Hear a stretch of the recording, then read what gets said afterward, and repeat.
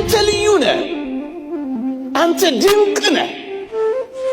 ይህንን ማንነት ዓለም በምታወጣው መስፈርት የመዘንከው ዕለት ነው ብቸኛ እንደሆንክ ደግሞም የበታች እንደሆንክ ያሰብከው።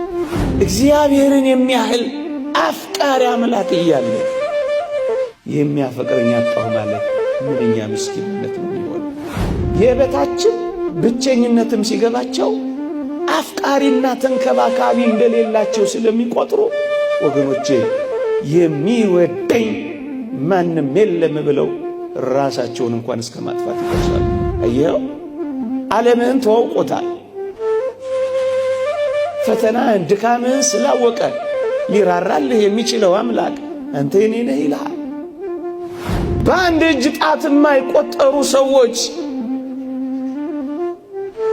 ትኩረት ስለነፈጉ ለምንድን ነው አንተ ለራስህ ትኩረት የምትነፍገው? ጥቂቶች ስላላጨበጨቡልህ አንተ ለምንድን ነው ስታለቅስ የምትኖረው?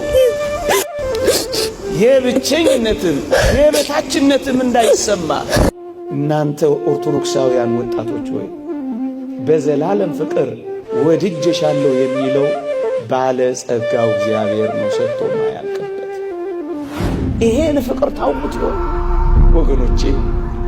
የዚህ ዓለም ፍቅር እኮ አጣሁ ብለው ምናልባት እጮኛ ስላላፈቀራቸው፣ ምናልባት ባለ ስለከዳቸው፣ ኑሮ ሁሉ የከዳቸው የመሰላቸው ብዙዎች ራሳቸውን ባሳዛኝ ሕይወት ውስጥ ከተዋል።